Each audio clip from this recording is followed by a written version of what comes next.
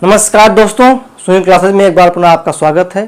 साथियों, हम पिछली कक्षा में पाचन तंत्र के बारे में पढ़े थे कि पाचन तंत्र क्या है, भोजन का पाचन हमारे शरीर में किस प्रकार से होता है, पाचन तंत्र में जो पाचक अंग होते हैं वो भोजन का कैसे कैसे पाचन करते हैं, पाचन ग्रंथियों का क्या काम है, पाचन ग्रंथियां भोजन को पचाने में किस प्रकार से हम योगदान देती हैं, इसके बारे में हम डिटेल से पढ़े थे। यदि आप उस वीडियो को नहीं देखे हैं तो आई बटन पे उसका लिंक दिया गया है, आप उस वीडियो को देख सकते हैं। तो हम शुरू करते हैं। आज हमारा टॉपिक है श्वसन तंत्र। श्वसन तंत्र क्या है, श्वास आखिर हमें सांस की क्यों आवश्यकता होती है, और श्वसन में जो हम सांस लेते हैं वो जो हम ऑक्सीजन गैस लेते हैं उसका कार्य क्या है, वो हमारे शरीर में श्वसन का काम क्या होता है, तो इसके बारे में हम डिटेल से पढ़ेंगे। सबसे पहले पढ़ने के लिए हम चलते हैं, पढ़ते हैं श्वसन क्या है। श्वसन एक ऐसी प्रक्रिया है जिसके माध्यम से हम ऑक्सीजन गैस को अपने शरीर के अंदर प्रवेश कराते हैं, और जब ये ऑक्सीजन गैस हमारे शरीर के अंदर प्रवेश करता है तो एक कोशिकाओं में पाचन के द्वारा जो बड़ा स्टार्च है जिसको हम ग्लूकोज कहते हैं उसके साथ ऑक्सीकरण करता है और ऊर्जा बनाता है, जिसके द्वारा हम दैनिक जीवन में अपना संपूर्ण कार्य करते हैं, जैसे उठना, बैठना, खेलना, कूदना, जो है पढ़ना, लिखना आदि चीजें करते हैं। तो श्वसन में हम ऑक्सीजन गैस को ग्रहण करते हैं। ये ऑक्सीजन गैस हमारे कोशिका में ग्लूकोज के साथ जो है ऑक्सीकरण करता है और क्या 673 किलो कैलोरी ऊर्जा बनाता है, कार्बन डाइऑक्साइड बनाता है, जल बनाता है, और उसी ऊर्जा से हम अपने दैनिक जीवन में प्रयोग करते हैं। हम देखते हैं क्या C6H12O6 ये ग्लूकोज का सूत्र होता है, ग्लूकोज का। यही ग्लूकोज जो पाचन के द्वारा बनता है, ये जब इसमें हम ऑक्सीजन के साथ क्रिया करते हैं तो क्या बन जाता है, इसमें बन जाता है 6CO2 plus 6H2O plus 673 kilo calorie ऊर्जा बनती है। क्या बनती है, 673 किलो कैलोरी ऊर्जा बनती है। इसी ऊर्जा के द्वारा हम दैनिक जीवन में अपना हर काम करते हैं, इसीलिए श्वसन की हमें आवश्यकता होती है और श्वसन की प्रक्रिया ही होती है। एक होता है श्वसन, एक होता है सांस लेना, दोनों में अंतर है। श्वसन की प्रक्रिया कोशिकाओं में संपन्न होती है, लेकिन सांस लेना एक अलग प्रक्रिया है। सांस लेने में हम वायु को अपने नासा गुहा के द्वारा प्रवेश कराते हैं तथा और वायु में जो गैस होती है उसको ऑक्सीजन गैस को हम लेते हैं और कार्बन डाइऑक्साइड गैस को हम निकालते हैं। अब हम समझते हैं कि जो हमारा श्वसन तंत्र है, ये श्वसन तंत्र होता क्या है, इसका प्रत्येक अंग का क्या काम है, इसके बारे में हम समझते हैं बारी बारी। तो ये मनुष्य का श्वसन तंत्र है। ये मनुष्य नासा गुहा होता है जो वायुमंडल के बाहर खुलता है। इसी के द्वारा वायुमंडल से ग्रहण की जाती है, जो ग्रसनी के माध्यम से श्वास नली में प्रवेश करती है। श्वास नली में प्रवेश करने के बाद ये ब्रोंकाई होता है। ये ब्रोंकाई जो है श्वास नली जो होता है ये श्वसनिकाओं में, किसमें, श्वसनिकाओं में विभाजित होता है, और श्वसनिकाओं का अंतिम छोर जो क्या होता है, वायु कोश होता है। और यही वायु कोश जो है वायु को क्या करता है, इकट्ठा करता है। अब समझते हैं हम किस प्रकार से मतलब सांस की प्रक्रिया लेते हैं। जब हमें सांस लेना होता है तो ये हमारा जो डायफ्राम है और पसलियां क्या होती है, फैलती है। डायफ्राम क्या होता है, नीचे जाता है। जब डायफ्राम हमारा नीचे खींचा होता है तो ऑटोमेटिक वायु क्या होती है, वायुमंडल से खींच ली जाती है। और जब हम वायुमंडल ऑटोमेटिक क्या होती है, खींचती है, तो वायु में, क्योंकि वायु गैसों का मिश्रण है, उसमें ऑक्सीजन भी पाया जाता है। ऑक्सीजन की मात्रा होती है 21%। इसमें नाइट्रोजन भी पाया जाता है, नाइट्रोजन की मात्रा होती है 78% तथा कार्बन डाइऑक्साइड की मात्रा होती है 0.03%। ये हमारे वायु में पाया जाता है। इसी वायु में जो ऑक्सीजन होता है इसी को हम ग्रहण करते हैं। अभी हम आपको बताएंगे आखिर हम ऑक्सीजन सांस लेने में ऑक्सीजन गैस का ही प्रयोग क्यों करते हैं। आप हमारे साथ बने रहिए। तो ये कार्बन डाइऑक्साइड, नाइट्रोजन व ऑक्सीजन को हम जो वायु का गैसों का मिश्रण उसको ग्रहण करते हैं। आप लोग जानते होंगे हमारे नासा गुहा में छोटे छोटे रोए पाए जाते हैं। रोए के साथ साथ हमारे नासा गुहा में श्लेष्म भी पाया जाता है। इसका काम क्या होता है, श्लेष्म का और रोए का काम होता है जो वायु में सूक्ष्म जीव होते हैं, धूल मिट्टी के कण होते हैं, वहां क्या होते हैं, श्लेष्म में चिपक जाते हैं और क्या जो है जो रोए होते हैं वहां रुक जाते हैं, क्योंकि शुद्ध वायु, जो शुद्ध वायु होती है ये हमारे श्वास नली में प्रवेश करती है। कभी कभी क्या होता है, आपने अनुभव किया होगा, कभी कभी हमको छींक आने लगती है। छींक क्यों आती है? छींक आने का कारण क्या होता है, जब कभी कभी वायु के कण जो है यहाँ रोए में या जो है शरीर में चिपक नहीं पाते हैं और वायु के साथ जब श्वास नली में पहुंच जाते हैं, तो क्योंकि उनको निकालने के लिए हम छींकते हैं, बार बार छींक की प्रक्रिया होती है और क्या होते हैं, बाहर निकल जाते हैं। अब आते हैं, जब डायफ्राम फैलता है, पसलियां फैलती हैं, तो वायु क्या होता है, नासा गुहा से अपने आप खींचा हुआ अंदर हमारे पहुंच जाता है। और जब अंदर पहुंचता है तो वायु में जो ऑक्सीजन गैस होती है उसको क्या श्वसनकाएं ग्रहण कर लेती हैं। अभी बताएंगे कैसे ग्रहण करती हैं। श्वसनकाएं क्या होती हैं, सोख लेती हैं तथा कार्बन डाइऑक्साइड तो अन्य गैसों को पुनः, जब इसकी आयतन की मात्रा बढ़ती है तो हमारा डायफ्राम क्या होता है, ये डायफ्राम ऊपर जाता है। ये डायफ्राम जब ऊपर जाता है तो पसलियां क्या होती हैं, सिकुड़ती है और ऑटोमेटिक क्या होता है, वायु क्या होता है, कार्बन डाइऑक्साइड के साथ जो है बाहर निकाल लिया जाता है। तो ये नासा गुहा है, ये मुख गुहा है, ये स्वर यंत्र हमारे यहाँ पे स्वर यंत्र होता है जिसके द्वारा हम बोलते हैं। आपने अनुभव किया होगा, नहीं किया है, अगर यदि हम अपने इसी स्वर यंत्र पे अपना हाथ रखें तो कंपन होता है, कंपन होता है। उसी कंपन के द्वारा जो स्वर यंत्र से लिरिंग्स कहते हैं, इसी के द्वारा हम क्या होते हैं, बोलते हैं। तो ये श्वास नली होती है। श्वास नली का अंतिम भाग श्वसनिका कहलाता है और श्वसनिका जो वायु कोश में जाके खुलता है, जहां वायु क्या होती है, इकट्ठा होती है। हम प्रत्येक व्यक्ति का जो फेफड़ा होता है, स्वस्थ व्यक्ति का फेफड़ा जो होता है, 6000 से लेकर के 8000 ml वायु तक को अपने फेफड़े में रख सकता है। अब चलते हैं कि किस प्रकार से जो है एक श्वसन दर क्या होता है, इसको समझते हैं कि श्वसन दर क्या होता है। सांस लेने मतलब ऑक्सीजन को सांस लेने और बाहर निकालने, माने वायु को लेने और वायु को बाहर निकालने की प्रक्रिया को श्वसन दर कहते हैं। प्रत्येक व्यक्ति जो है, स्वस्थ व्यक्ति 1 मिनट में 15 से 18 बार क्या करता है, वो सांस लेता है। इसके बाद जो शिशु होता है, शिशु जो होता है ये 44 बार सुन लेता है। और कभी कभी जब हम व्यायाम करते हैं या एक्सरसाइज करते हैं तब हमारा श्वसन दर क्या होता है, बढ़ जाता है। उस स्थिति में हम कितने बार, 25 बार सांस लेते हैं। कितने बार, 25 बार सांस लेते हैं जब हम क्या करते हैं, सांस मतलब व्यायाम करते हैं, या जब हम दौड़ते हैं तो हमारा क्या होता है, श्वसन दर बढ़ जाता है। तो ये वायु जो है जब फेफड़े में पहुंची, तो कहने का मतलब हम 1 मिनट में जो है 15 से 18 बार सांस लेते हैं। फेफड़े में पहुंचने के बाद अब एक बार पर हम समझ लेते हैं श्वासोश्वास क्या होता है। इसके बाद हम पहुंच जाते हैं किस प्रकार से वायु हमारे कोशिका में प्रवेश करती है। तो श्वासोश्वास एक ऐसी प्रक्रिया होती है जिसमें ऑक्सीजन को अंदर लिया जाता है, जिसे हम निःश्वसन कहते हैं। मतलब गैस को, ऑक्सीजन गैस को अंदर लेने की प्रक्रिया को हम निःश्वसन कहते हैं। तो बाहर कार्बन डाइऑक्साइड को बाहर निकालने की प्रक्रिया को हम वह श्वसन कहते हैं। अंदर लेने की प्रक्रिया को अंतःश्वसन और बाहर निकालने की प्रक्रिया को वह श्वसन कहते हैं। इसी दोनों के रूप को हम क्या कहते हैं, श्वासोश्वास कहते हैं। क्या कहते हैं, श्वासोश्वास कहते हैं। हम सांस लेने की प्रक्रिया में क्या लेते हैं, ऑक्सीजन गैस लेते हैं। अब एक चीज और समझ लेते हैं। हमने आपको बताया कि जो है जब हम सांस लेते हैं तो सांस लेने में हम 21% क्या, 21% हम ऑक्सीजन जो है हम 21% ग्रहण करते हैं। एक सेकेंड, ऑक्सीजन हम 21% ग्रहण करते हैं। कार्बन डाइऑक्साइड ये 0.03% ग्रहण करते हैं। नाइट्रोजन जो होता है, नाइट्रोजन 78% ग्रहण किया जाता है वायु में, क्योंकि हमारा जो नासा गुहा होता है वो पूरे वायु को ग्रहण करता है, ना कि ऑक्सीजन को, कार्बन डाइऑक्साइड को तथा नाइट्रोजन को। नासा गुहा पूरे वायु को ग्रहण करता है। जो हमारा ये फेफड़ा होता है इसका काम होता है इसको अलग करना। लेकिन जब हम ये निःश्वसन हो गया, निःश्वसन।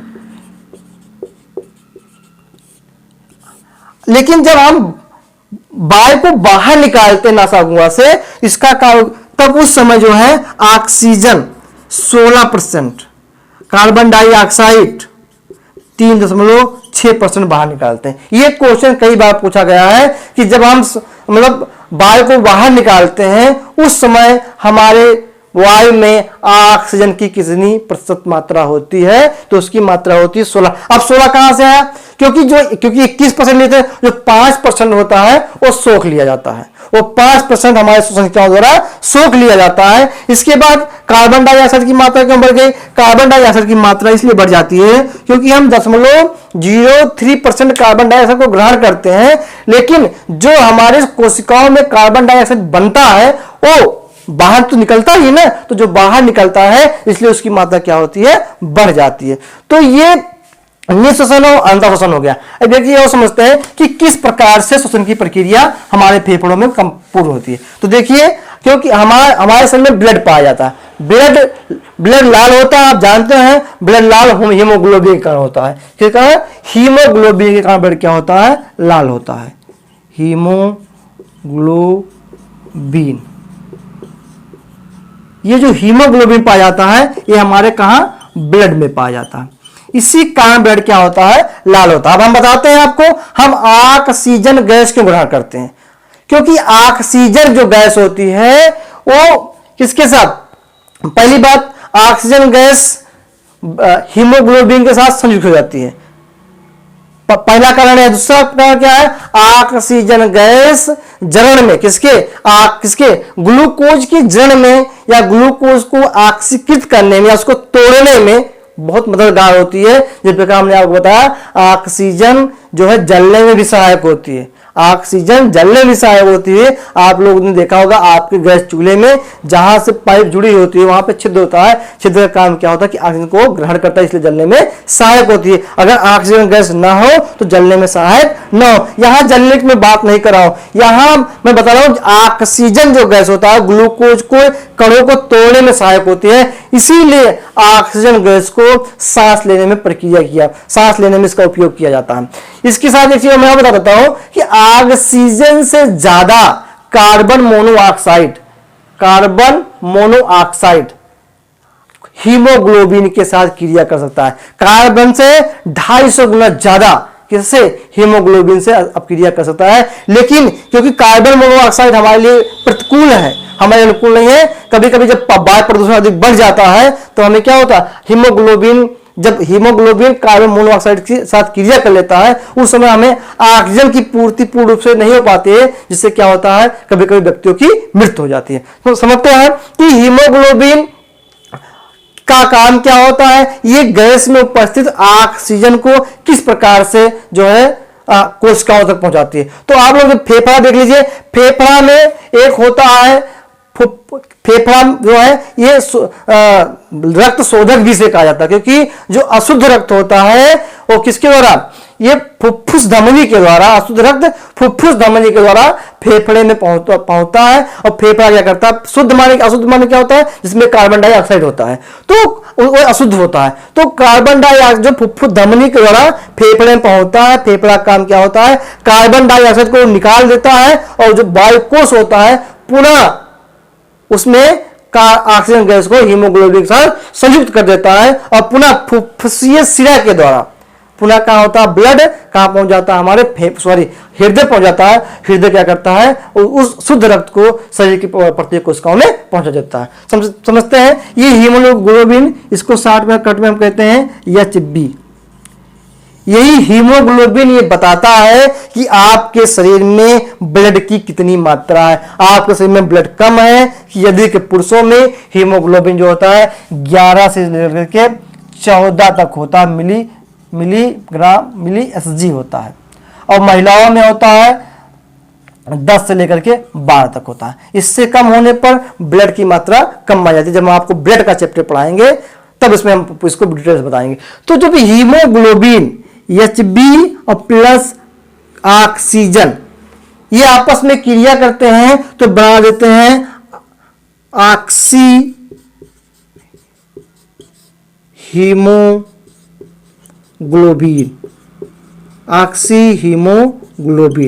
और यही ऑक्सी हीमोग्लोबिन, ध्यान समझिएगा, यही ऑक्सी हीमोग्लोबिन फुफ्फुसीय शिरा के द्वारा हृदय में पहुंचता है। यही ऑक्सी हीमोग्लोबिन हृदय पुनः धमनियों के माध्यम से शरीर के प्रत्येक कोशिका में पहुंच जाता है। और जैसे ही ये ऑक्सी हीमोग्लोबिन शरीर की प्रत्येक कोशिकाओं में पहुंचता है ऑक्सी हीमोग्लोबिन।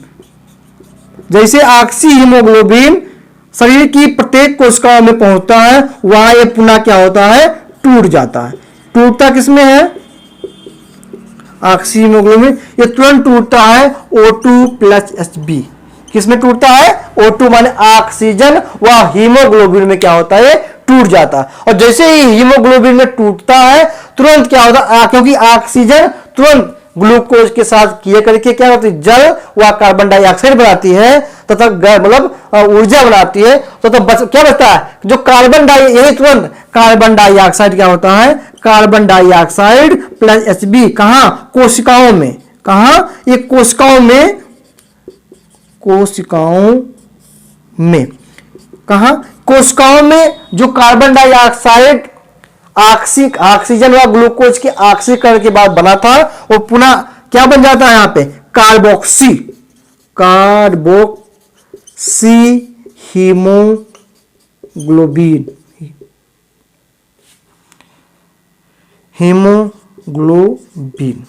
ये कहां बन जाता है, ये कोशिकाओं में कार्बोक्सी हीमोग्लोबिन बनता है। और ये कहां बनता है, ऑक्सी हीमोग्लोबिन बनता है फेफड़े में।